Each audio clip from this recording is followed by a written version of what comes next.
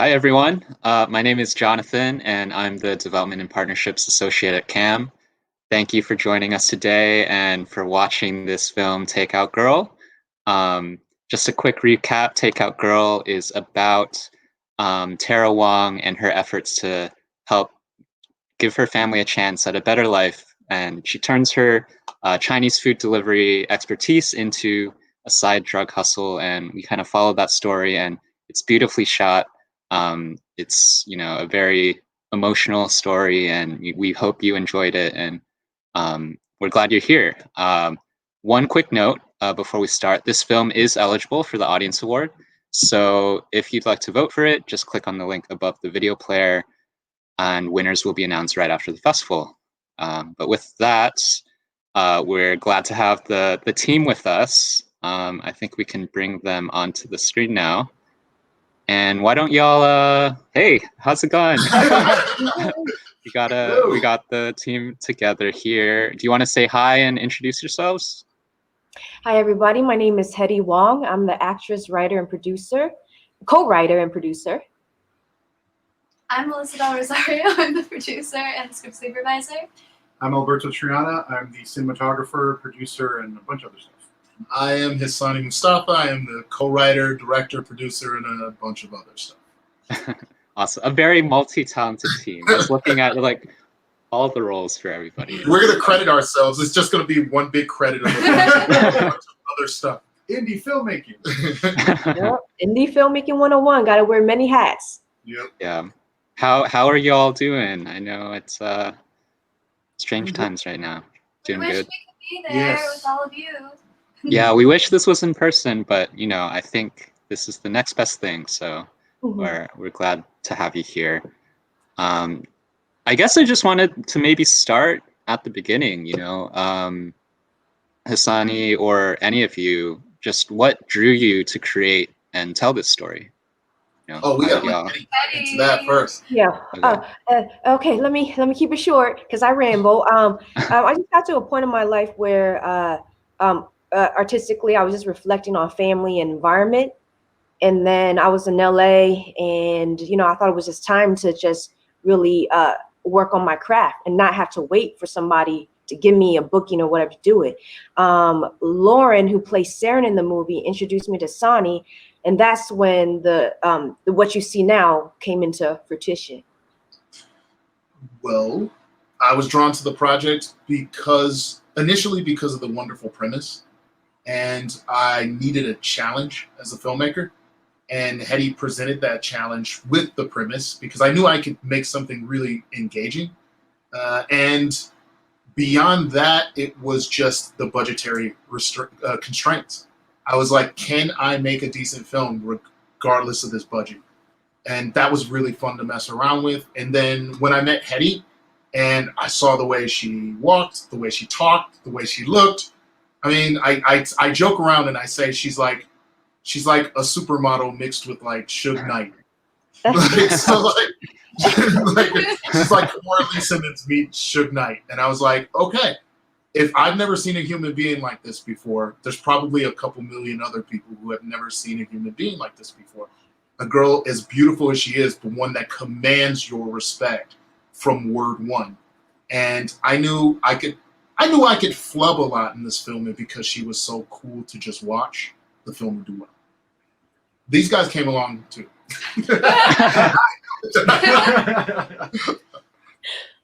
Yeah. I feel like Tara is not really a character you see that often on the screen, right? Like I feel like Asians aren't really portrayed as like hard, on the screen that often. What do you feel like and it's that scene also when Tara was trying to prove that she could be a part of Lalo's team. And she basically was like, I'm invisible, right? Like, the cops would never even glance at me. Like, what were kind of your goals in telling, this particular story, I feel like? Oh, I was telling Hassani, like every race in America have stereotypes to them, and for Asian Americans, we are the they call us the model minority, but really we are the invisible minority, and we're only a model minority when it fits like whatever rhetoric they're trying to do. And I was telling Asani that, hey, like these are the stereotypes that come with how I look. And I mean, without, what I'm saying, talking too much and pleading the fifth, I would say, this girl would use it to her advantage. So let's use people's personal biases to my advantage then, and that's how that came about. And Hassani understood what I was trying to go with it. And so, he did his magic with that. Mm-hmm. She's absolutely, she's so right. Like, I understood that her perspective of it was very much a woman's perspective of being beautiful and physically vulnerable, yet still having to navigate a very unforgiving world, especially if you're poor. The neighborhoods you have to navigate are significantly more difficult than if you were in the suburbs or an upper class neighborhood. And I was excited to explore that. But more importantly, to me as a writer and as a director, this is a superhero story. Tara is the Clark Kent, and Takeout Girl is the Superman. And her superpower is the ability to adapt or code switch to any situation she has. And to show that no matter what race you are in America, the young people of America can relate to one another. They are like, the melting pot aspect of America is not dead. As a matter of fact, I believe it's more prevalent than it's ever been. Meeting Hedy in real life proved that to me. She is such a result of being around a lot of different people and exposed to a lot of different arts and culture and different perspectives. So Tara's superpower is the ability to adapt to any situation she's in that neighborhood and get out of it safely, and maybe even get out of it ahead. Oh, that was beautifully said. Yeah, that was beautifully said. You should connect with Marvel. Get our next superhero. Takeout Girl. They Marvel MCU. Yes. Yeah, love that. On that note, though, I understand that a lot of this movie is based on parts of your life, Hedy, and true stories. Like, how do you feel like your team balanced fact and fiction, like the elements that you wanted to take from real life, but also the ways you wanted to tell it as a story and make a movie of it? This movie is, really personal. When I came to Sonny with the original draft, he understood, what I wanted to get off my chest. And then him coming from his perspective, he was able to add more texture and color to the world from his experiences too. So really, and then and one thing that, in the movie, we say that Tara and Sarah from the Pueblos, that's based on the actual actor Lauren's background. Lauren's from the east side of LA, and he grew up in that project, so there's a lot of real things that we took from people's real life. And to see it play on screen, sometimes it's weird sometimes, you're just, I don't want to say too much and get myself in trouble. It's almost like you're replaying a certain part of your life that may not be so happy. It wasn't a happy part of my life and watching it, but now that it's out, and when people tell me about how they feel about the movie, I get to experience it again from a different perspective, other than my own. And hopefully that answered your question. Did I? You know what, Jonathan? You know what's crazy? I'm going to make another geeky reference. What you're looking at right here is like the indie filmmaking Planeteers. Like, you remember that show Captain Planet, where like everybody had a ring and it was all like a very specific thing? Like Hedy, her ring is authenticity. His ring is like visual integrity, and hers is like it's like feminine integrity. Each one of us added. We kept the story interesting but respectful, because, for example, like Hedy chimed in and made sure that what we told was as truthful as possible to her experience and the streets and an Asian American's perspective of the streets. My goal was to infuse in thematic authenticity, to make sure that on the B and C storylines, people connected with it. The story about family, the story about criminality. MJ's thing, which is a highly underrated aspect, but super important aspect, is that we portray femininity in a respectful manner. When she took the project, she was at the Cannes Film Festival on the beach, and the first thing she said to me is, I love that this is a story about a beautiful female where we don't linger on, that there's no masculine gaze, there's no exploitation of her. And this guy made sure that the way we shot it, because I want to be Michael Bay right now, but that's not appropriate for Takeout Girl. Yeah. So he always pulled us back from a lensing aspect and framing. He made sure we made a film that embraced the fact that we were indie and the aesthetic was really raw and real. So yeah, Captain Planet. Awesome. I feel like there's a lot there. We were talking earlier about, before we started shooting, about like a team name. I feel like there's something brewing here. You want to figure something out there. But yeah, speaking of that visual acuity, I feel like I would never have known this was really like a lower budget film, right? Because it felt very like richly visual and sharp, and like, I'm not a film major, but just in terms of like the angles and what you choose to show versus not show, I thought was really cool. Can you share a bit about your approach, Alberto, to what you wanted to do with the cinematography?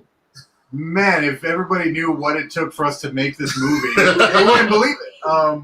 It was such a challenge, but it was so exciting at the same time. My favorite thing about every day of shooting on this film was the moments we would figure out, because we would go and have like a rough game plan, but with indie filmmaking, you never know what's going to happen. Like somebody might not show up, or a location might fall through. So you always have to be able to keep your head on a swivel, like be able to adapt. And we kind of, instead of like running away from it, we embraced it. We made it a part of our process. And we had thematic things that we knew we wanted to do, but each day we would try to find something new and find something authentic about where we were, who we were working with, and just make sure that that kind of shined through on everything. One of my favorite things with this film in particular is we have such a proactive protagonist. Like Tara is she is a woman of action, and she is always on the go. She is always going from like point A to point B. She just goes and goes and goes. And for us, like, we have to keep up with her. Like the audience, we have to follow her. So as a cinematographer, it was so much fun to do a lot of tracking shots and a lot of moving shots like that. And also just for us, it's, you could, they say like on the script, like what's on the page versus what's not on the page. It's the same thing with like the visuals. Like, what are we showing you? More importantly, what aren't we showing you? So that was always kind of a fun balance. And there's so many like little key moments, especially with the twists and turns this film takes. Certain moments where if we showed you a little more of the frame, you might figure it out. So we had to like not show you these things. So, and plus some of them are just indie filmmaking budgetary things that we're like, we can't show that. We have to hide this. Just off frame. Yeah, we're just like the entire crew is just off frame. But yeah, so it was a lot of the fun and challenge. But it was, I don't know, it was one of the most exciting things I've ever worked on, and it was definitely like a highlight of my career and just what I'm doing. That's awesome. There's definitely a shot at the end. I don't want to give spoilers for if anyone's watching on YouTube, but I was like, ooh. I don't, that the very last scene, but yeah. But anyways, how about you, Melissa? What can you share a bit about your experience with this project? And what you kind of gleaned from it or what you enjoyed. I didn't have a fully formed question there. It's totally fine. So this is my first feature film, and I couldn't be prouder. I've worked with these guys, like, it's been, 3 years now? And it feels like these guys are my family for life. Hedy's like somebody in my life that I'll always be able to reach out to. And like, we created this family on screen and off that I'm really, really proud of. And like, not everyone, like when you start a project, it doesn't always end well.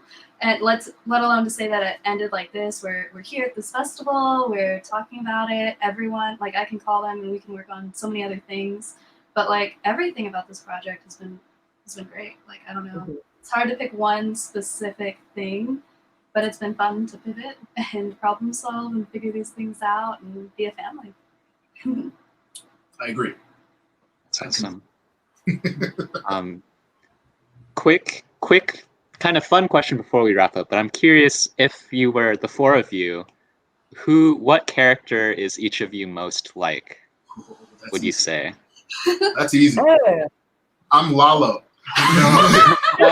Okay, you're the boss. All right. What about you, Hedy? I think. I guess. Look, He's I actually may more- look like Tara, but deep inside, I'm really Saren. Oh! Oh my gosh. No, she isn't. You're not a Sarah. She's totally Let the weird. magic live. Hassani, let the magic live. Street Okay. cred. There we go. Berto? Oh. I don't know who I am. I was the guy who walks into the apartment and he's just like, "What the hell's going on here?" He's the pimp. I'm the pimp who walks in like, "What is going on here?" I am not Hedy at all. That is not my real life. Please don't associate that. I don't know. I feel like I'm a Tara. You know what? Hey. Hey. Okay. Okay. I agree with that. Now I'm a Tara. Awesome. Well, thank you for sharing a little window into your yourselves there. Just to finish off, I wanted to. Is there anything that you want to share about how people can follow you, see what you have going on next, ways to support, you guys? I want to thank you guys. Like, this film is not the obvious choice for any film festival championing any one specific thing because we're such a diverse team. So to have this platform is something we relish, something we appreciate and will appreciate from now on. Like, it's a pandemic, yet this is the sort of thing that makes me feel supported, makes them feel supported, makes us feel connected. So thank you for going the extra mile. Thank you for championing such a diverse team and giving a film like this a platform. We will not forget it. And as an Asian American, this has been a dream of mine to screen at CAAMFest. So this is kind of goals. Thank you, Tara. Wonderful.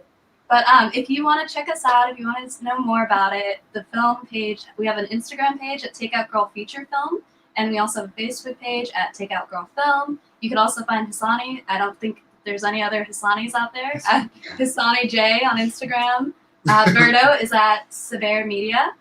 Hedy is at Juliet Must Die, which is iconic. And I'm at Rosary Media as well. Awesome. Good. Well, we were really glad to be able to feature your film, and they were saying before they're working on a lot of stuff coming up soon, and we're excited to see where you go, especially after seeing this. So if you're watching, definitely check out all those platforms, channels, sites, and we're looking forward to what you have to share next. Thank you. Thank you. Thank you, Jonathan. Thank you. Before we drop off, also, I just want to say, all of this is made possible by our supporters, our members, our donors. So, if you want to see more films like Takeout Girl at CAAMFest, if you want to be able to support Asian and Asian American storytelling, we welcome you to make a donation at caammedia.org/donate or caammedia.org/membership. So thank you again for watching and staying with us for this time, and hope you have a great rest of your day, rest of your night, wherever you are.